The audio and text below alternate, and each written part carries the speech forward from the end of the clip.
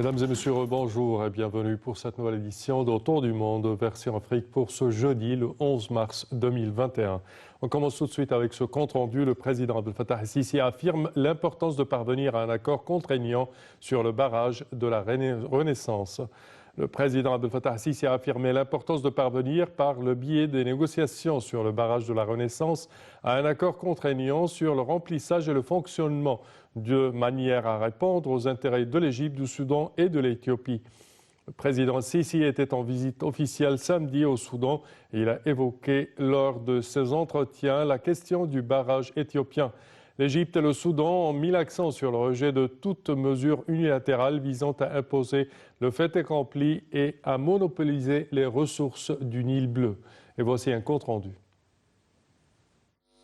Lors d'une rencontre élargie tenue mardi avec les commandants officiers et sous-officiers militaires à l'issue du 33e colloque des forces armées, le président Abdel Fattah el-Sisi a déclaré la nécessité de parvenir, par le biais des négociations sur le barrage de la Renaissance, à un accord contraignant sur le remplissage et le fonctionnement, de manière à répondre aux intérêts de l'Égypte, du Soudan et de l'Égypte. Le chef de l'État a estimé que le barrage de la Renaissance réalisait un grand bénéfice pour l'Éthiopie et que l'Égypte ne s'opposait aucunement à cela, expliquant en même temps que le Nil représentait la vie pour les Égyptiens et les Soudanais, tout en soulignant que ce que nous réussissions sur ce fleuve dépassait largement les différentes raisons pour lesquelles le Caire tenait à poursuivre les pourparlers. Le président el-Sisi a soutenu la proposition soudanaise de former un quartet international comprenant la présidence en exercice de l'Union africaine, les États-Unis, l'Union européenne et les Nations unies pour la médiation dans ce dossier. Des visions ont également été échangées sur le développement du dossier du barrage de la Renaissance. Un accord ayant été conclu sur la plus haute importance de la question de l'eau pour les peuples égyptiens et soudanais en tant que question de sécurité nationale. Puis les deux pays ont adhéré à la conclusion d'un accord juridique contraignant qui garantit des règles claires pour le remplissage et le fonctionnement du barrage et réalise les intérêts communs de toutes les parties. La visite du président el-Sisi à Khartoum intervenait à un moment très important avec l'intention de l'Éthiopie de remplir unilatéralement le barrage de la Renaissance et sans un accord préalable, ce qui constitue une menace directe pour l'Égypte et le Soudan et une violation flagrante de la déclaration de principe signée en mars 2015 entre les trois pays. Et à présent, mesdames et messieurs, pour plus d'explications sur ce sujet, nous avons le plaisir d'accueillir au bout du fil Dr Raouf Gafar, qui est analyste politique. Bonjour, Dr Raouf. Allô? Bonjour, oui. Oui, bonjour, Dr Raouf. Alors, si on parle de ces propos du président de la République concernant le barrage éthiopien et cette visite la semaine dernière concernant le Soudan, et c'était une visite de solidarité avec le Soudan surtout. Comment voyez-vous cela? Nous avons remarqué dans les derniers jours, non seulement la visite de notre président au Soudan, mais il y avait la visite de Madame la ministre des Affaires étrangères soudanaise ici en Égypte. Il y avait le chef d'état-major égyptien qui était en visite avant ça au Soudan.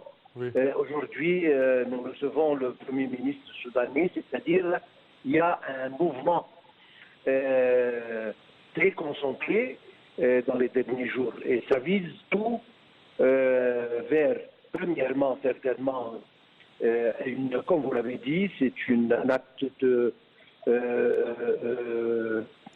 disons, solidarité avec le peuple soudanais, en exprimant que l'Égypte et le Soudanais sont les deux un même peuple, oui, un même pays. Mais en plus, ils devaient se mettre d'accord pour former un front commun vis-à-vis les menaces de l'Éthiopie. Oui.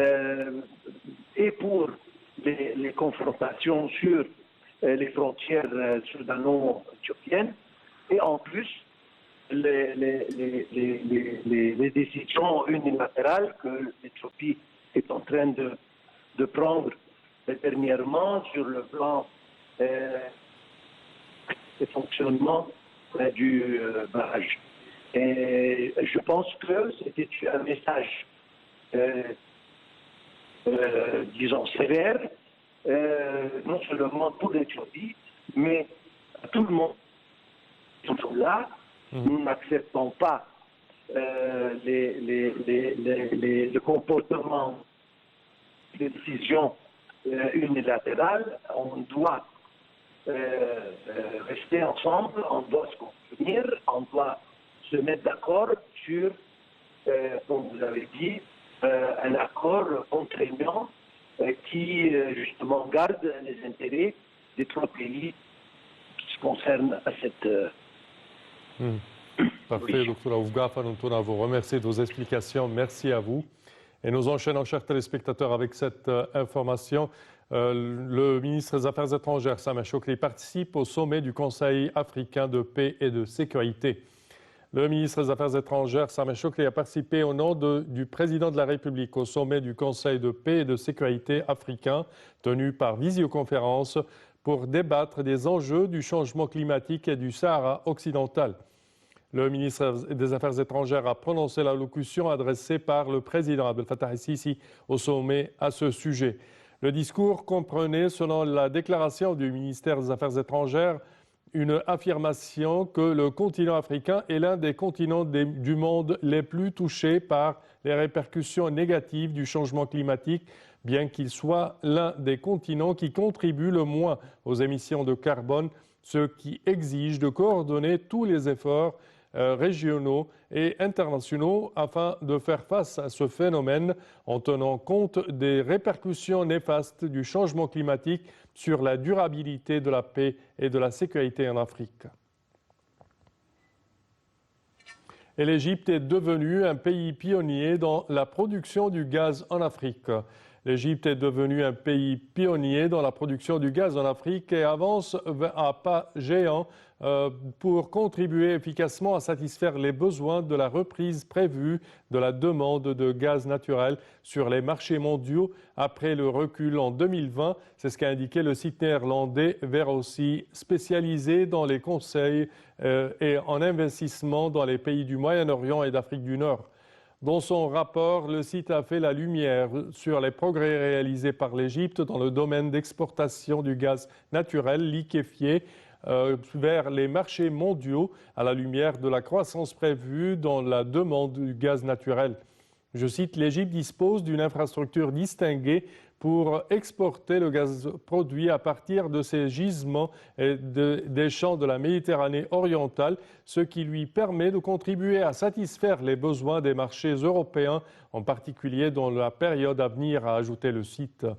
Il a également évoqué un nombre de points positifs liés à l'exportation du gaz naturel liquéfié depuis l'Égypte et la poursuite des exportations depuis l'usine d'Etco, dont la plus grande partie va au marché asiatique, notamment la Chine et l'Inde, et la reprise de l'exportation depuis l'usine de Damiette en février dernier, après 8 ans de fermeture.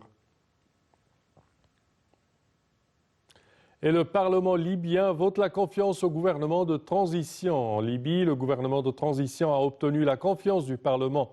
Hier, 121 des 132 députés libyens ont approuvé les propositions du Premier ministre Abdelhamid Dbeibah après 2 jours d'intenses débats.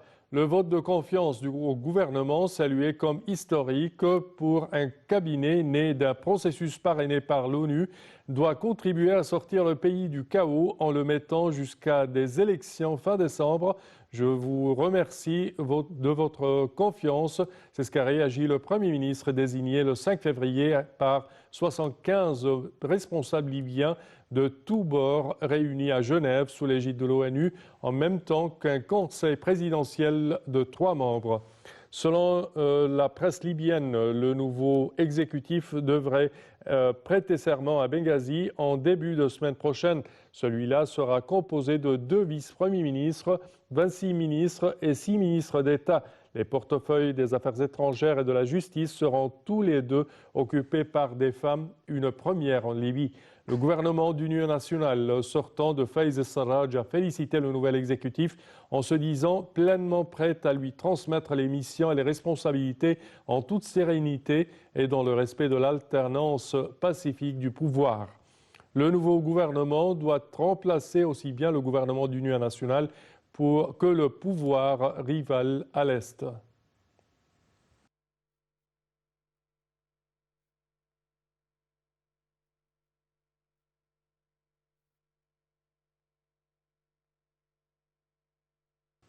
Et nous passons en Afrique du Sud. Croissance de plus 1,5% au dernier trimestre 2020. L'Afrique du Sud a enregistré une croissance de 1,5% au cours du dernier trimestre 2020, selon les statistiques officielles publiées mardi, continuant à montrer des signes de rétablissement après que son économie a été durement frappée par la crise du coronavirus. La croissance du produit intérieur brut PIB entre octobre et décembre est principalement due aux secteurs industriels et commerciaux. L'économie sud-africaine a progressé de 1,5% au quatrième trimestre 2020, soit un taux de croissance annualisé de 6,3%. C'est ce qu'a annoncé l'agence de statistiques Statsa. Le pays avait déjà renoué avec la croissance au trimestre précédent avec 13,5% par rapport au deuxième trimestre.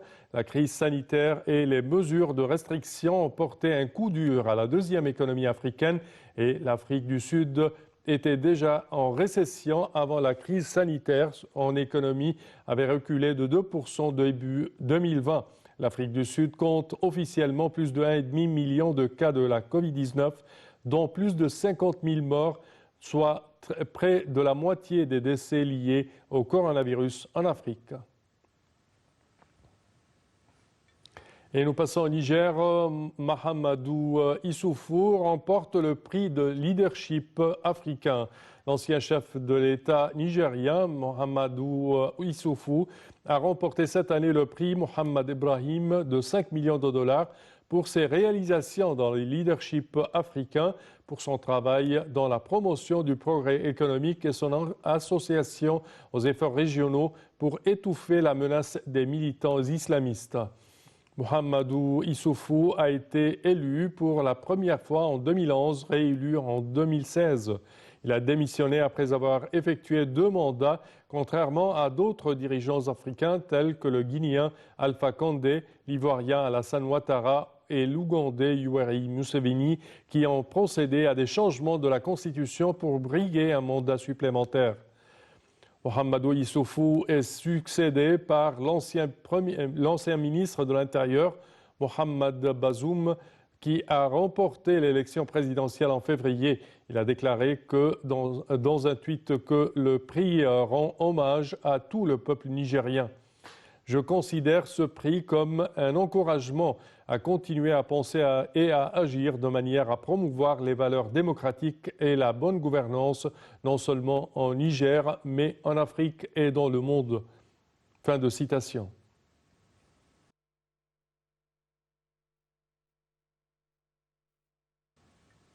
Et à présent, il est temps pour jeter un petit regard sur le monde.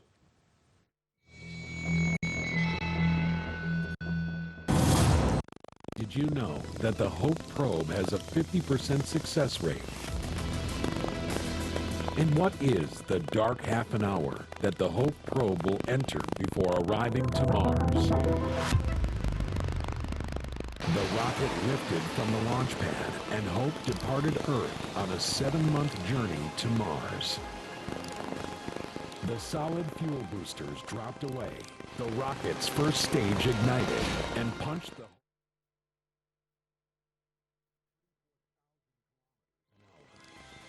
Mars's orbit.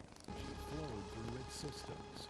Using small thrusters, Hope stabilized itself. Star Tracker cameras were used to align the probe and ensure it was correctly positioned. There was no room for error. The team waited for a signal from the probe to confirm all was well. The moments passed, agony.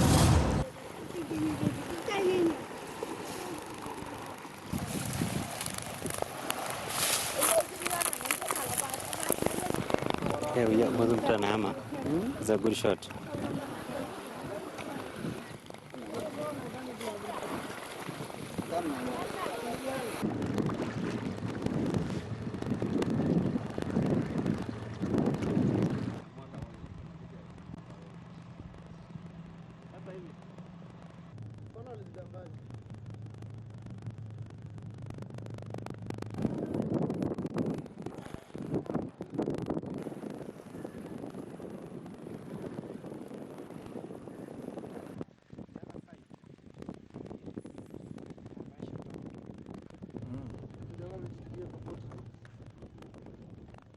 Sasa hapa hivi kuote hii kwa uwanja yani. Kwa dancing cost.